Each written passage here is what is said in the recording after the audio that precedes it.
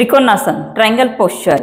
ತ್ರಿಕೋನಾಸನ ಪ್ರತಿದಿನ ಮಾಡೋದ್ರಿಂದ ದೈಹಿಕವಾಗಿ, ಮಾನಸಿಕವಾಗಿ ಮತ್ತು ಭಾವನಾತ್ಮಕವಾಗಿ ಸಾಕಷ್ಟು ಪ್ರಯೋಜನಗಳು ನಮ್ಗೆ ಸಿಗ್ತಾವು. ಸೊ ಇದನ್ನ ಯಾವ ರೀತಿ ಮಾಡ್ಬೇಕು ಅನ್ನೋದನ್ನ ಈ ವಿಡಿಯೋದಾಗ ನಾವು ತಿಳ್ಕೊಳ್ಳೋಣ.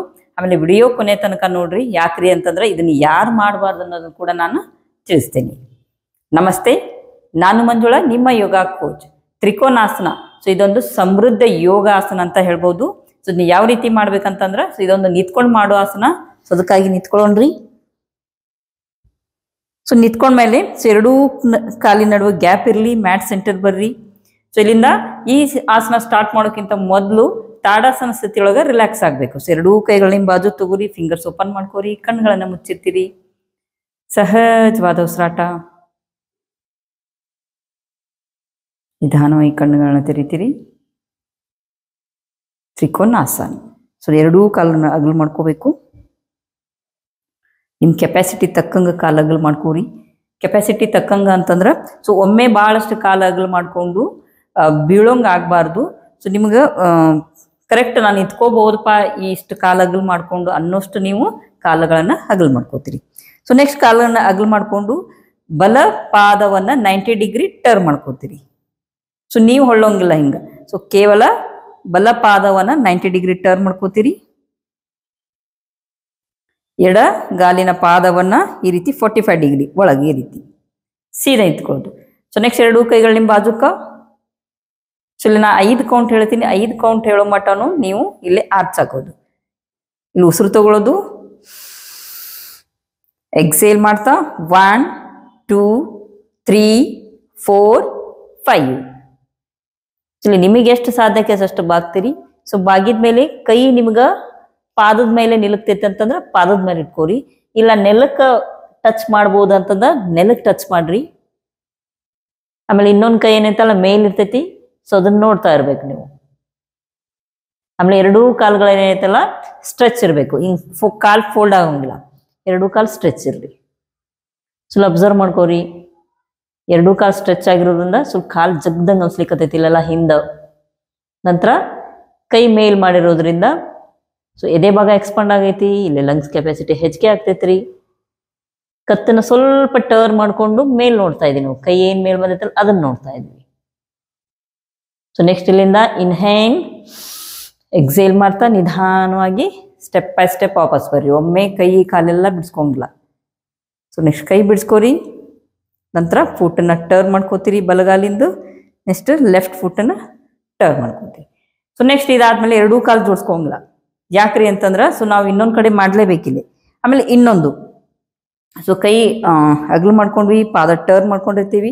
ಸೊ ನೆಕ್ಸ್ಟ್ ನಾ ಯಾಕೆ ಕೌಂಟ್ ಹೇಳಿದ್ನಿ ಅಂತಂದ್ರೆ ಸೊ ಈಗ ನೀವು ಇನ್ಹೇಲ್ ಮಾಡ್ರಿ, ಎಕ್ಸೇಲ್ ಮಾಡ್ತಾ ಮುಂದೆ ಬಾಗ್ರಿ ಅಂದ ತಕ್ಷಣ ಏನಾಗ್ತೀರಿ ಅಂತಂದ್ರೆ ಈ ರೀತಿ ಮುಂದೆ ಹೋಗ್ತೀರಿ ನೀವು. ಸೊ ಇದು ತಪ್ಪಾಗ್ತೈತಿ. ಈ ರೀತಿ ಮುಂದೆ ಹೋಗಂಗಿಲ್ಲ.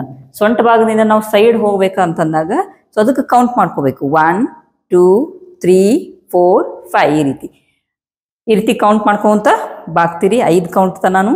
ಸೊ ನೆಕ್ಸ್ಟ್ ನಿಮಗೆ ಎಷ್ಟು ಸಾಧ್ಯಕ್ಕೆ ಅಷ್ಟ ಬಾಗೋದು.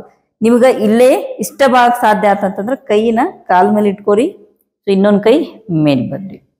ಇಲ್ಲ ನಾ ಇನ್ನೂ ಬಾಗ್ಬೋದು ಅಂತಂದ್ರೆ ಈ ರೀತಿ ಇಷ್ಟು ಬಾಗ್ಬೋದು ನೀವು, ಅಥವಾ ಇಷ್ಟು ಅಥವಾ ಇಷ್ಟು, ಅಥವಾ ಕೈ ನೆಲಕ್ಕೆ ನಿಲ್ಲಕ್ತೈತಪ್ಪ ಅಂತಂದ್ರೆ ಇಷ್ಟು. ನಿಮ್ಗೆ ಯಾವ ಸಾಧ್ಯ ಆಕೈತಿ ಅದನ್ನ ಮಾಡ್ತೀರಿ. ಆಮೇಲೆ ವಾಪಸ್ ಹೊರ ಮುಂದೆ ನಿಧಾನವಾಗಿ ಸ್ಟೆಪ್ ಬೈ ಸ್ಟೆಪ್ ವಾಪಸ್ ಬರ್ರಿ. ಫುಟ್ ಟರ್ನ್ ಮಾಡ್ಕೋತೀವಿ. ಸೊ ನೆಕ್ಸ್ಟ್ ಇದೇ ರೀತಿ ಎಡಗಡೆನೂ ಮಾಡೋದು. Left foot 90 degree turn, right foot 45. ಸೀದಾ ನಿಂತ್ಕೋತೀರಿ. ಮುಖದಲ್ಲಿ ನಗು ಇರಲಿ. ಸೊ ಎರಡೂ ಕೈಗಳು ನಿಮ್ಮ ಬಾಜುಕ. Take in hand. ಎಕ್ಸೇಲ್ ಮಾಡ್ತಾ 1 2 3 4 5. ಇನ್ನೊಂದು ಕೈ ಮೇಲಿರ್ತೈತಿ. ಕೆಲವೊಮ್ಮೆ ಕೈ ಈ ರೀತಿ ಬಂದಿರ್ತೈತಿ, ಕೆಲವೊಮ್ಮೆ ಪೂರ್ತಿ ಹಿಂದೆ ಹೋಗಿರ್ತೈತಿ. ಸೀದಾ ಅಲೈನ್ ಮಾಡ್ಕೋರಿ. ಇದನ್ನ ಕೈ ಏನು ಮೇಲೆ ಬಂದಿರ್ತೈತಿ ಅದನ್ನ ನೋಡ್ತಾ ಇರ್ತೀರಿ. ಹಾಗೆ ನಿಮ್ಮ ಬಾಡಿನ ಅಬ್ಸರ್ವ್ ಮಾಡ್ಕೊತಾ ಇರ್ರಿ. ಎಲ್ಲೆಲ್ಲಿ ಏನೇನು ಅನ್ಸಕತ್ತೈತಿ ಅಂತ ಹೇಳಿ. ಸಹಜವಾದ ಉಸಿರಾಟ ಇರಲಿ. ಸೊ ಇದೇ ಸ್ಥಿತಿಯೊಳಗೆ ನೀವು 5 ಕೌಂಟು 10 ಕೌಂಟು ಮಾಡ್ಬೋದು. ನಿಮಗೆ ಎಷ್ಟು ಸಾಧ್ಯ ಆಕೈತೆ ಅಷ್ಟು ಮಾಡ್ರಿ. ಮತ್ತೆ ಇನ್ಹೇಲ್ ಎಕ್ಸೇಲ್ ಮಾಡ್ತಾ ನಿಧಾನವಾಗಿ ಮೇಲೆ ಬರ್ತೀರಿ. ಕೈ ಬಿಡಿಸ್ಕೋರಿ. ನಂತರ ಕಾಲು ಟರ್ನ್ ಮಾಡ್ಕೋರಿ. ಎರಡೂ ಪಾದವನ್ನು ಮುಂದೆ ತಗೋತೀರಿ. ಸೊ ನೆಕ್ಸ್ಟ್ ಎರಡೂ ಬದಿಗಾದ್ಮೇಲೆ ಎರಡೂ ಕಾಲನ್ನು ಹತ್ರ ತೊಗೊಂಬರ್ತೀರಿ. ಮತ್ತೆ ತಾಡಾಸನ ಸ್ಥಿತಿಯೊಳಗೆ ರಿಲ್ಯಾಕ್ಸ್ ಆಗೋದು. ಈ ರೀತಿ ತಾಡಾಸನ ಸ್ಥಿತಿ. ಎರಡು ಕೈಗಳ ಬಾಜುಕ ಕಣ್ಣುಗಳನ್ನು ಮುಚ್ಚಿ ರಿಲ್ಯಾಕ್ಸ್ ಆಗ್ಬೋದು. ಸೊ ಈ ಆಸನವನ್ನು ನೀವು 3 ಬಾರಿ ಮಾಡ್ಬೋದು. ಸೊ 3 ಬಾರಿ ಮಾಡಿದಾಗೂ ಸೊ ಕೌಂಟನ್ನ ಜಾಸ್ತಿ ಮಾಡ್ಕೊಂತ ಹೋಗ್ರಿ. ಒಂದ್ಸಲ 5, ಒಂದ್ಸಲ 8, ಇನ್ನೊಂದ್ಸಲ 10 ಈ ರೀತಿ ಕೌಂಟನ್ನ ಜಾಸ್ತಿ ಮಾಡ್ಕೊಂತ ಹೋಗ್ರಿ. ಅದರ ಉಸಿರಾಟ ಸಹಜವಾಗಿರ್ಲಿ. ಉಸಿರು ಗಟ್ಟಿ ಹಿಡಿಯಕ್ಕೆ ಹೋಗ್ಬೇಡಿ. ಉಸಿರು ಗಟ್ಟಿ ಹಿಡಿದ್ರ ಸೊ ನಿಮ್ಗೆ ಆ ಪೋಸ್ಚರ್ ಒಳಗೆ ನಿಲ್ಲಕ್ಕೆ ಸಾಧ್ಯ ಆಗಂಗಿಲ್ಲ. ಯಾಕಂತಂದ್ರೆ ಬಾಡಿ ಟೈಟ್ ಆಗ್ತೈತಿ. ಸೊ ಯಾವಾಗ ನಾನು ಹೊರಗೆ ಬಂದೇನೋ ಅನಿಸ್ತೈತಿ. ಸೊ ಅದಕ್ಕೆ ಸಹಜವಾದ ಉಸಿರಾಟದೊಂದಿಗೆ ನೀವು ಪೋಸ್ಚರನ್ನ ಇಂಪ್ರೂವ್ಮೆಂಟ್ ಮಾಡ್ಕೋಬೇಕು.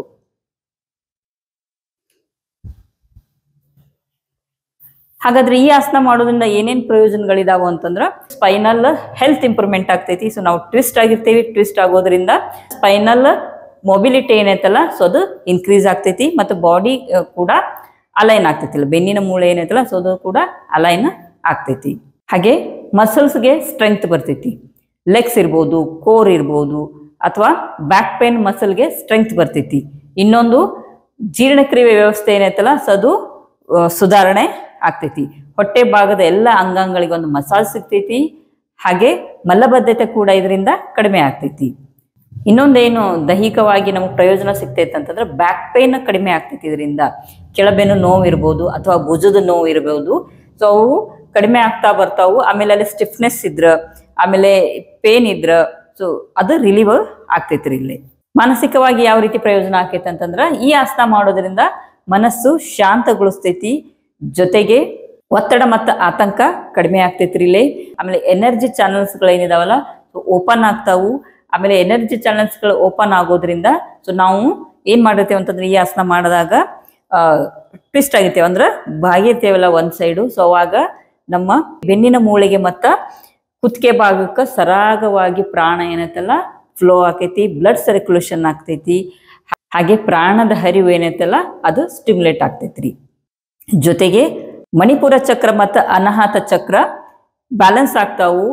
ಹಾಗಾದ್ರೆ ಈ ಆಸನ ಯಾರು ಮಾಡಬಾರ್ದ್ರಿ ಅಂತಂದ್ರ ಸಿವಿಯರ್ ಬ್ಯಾಕ್ ಪೇನು ಮತ್ತು ನೆಕ್ ಪೇನ್ ಇರೋರು, ಲೋ BP ಇರೋರು ಮತ್ತೆ ಮೈಗ್ರೇನ್ ಇರೋರು ಈ ಆಸನವನ್ನ ಅವಾಯ್ಡ್ ಮಾಡ್ರಿ. ಈ ವಿಡಿಯೋ ಇಷ್ಟ ಆದಲ್ಲಿ ಲೈಕ್ ಮಾಡ್ರಿ, ಶೇರ್ ಮಾಡ್ರಿ, ಸಬ್ಸ್ಕ್ರೈಬ್ ಮಾಡ್ರಿ ಮತ್ತೆ ನಿಮ್ಮ ಅನಿಸಿಕೆಗಳನ್ನ ಕಮೆಂಟ್ ಮೂಲಕ ತಿಳಿಸ್ರಿ. ಯೋಗ ಸಾಧನೆಗೆ ಜಯವಾಗಲಿ.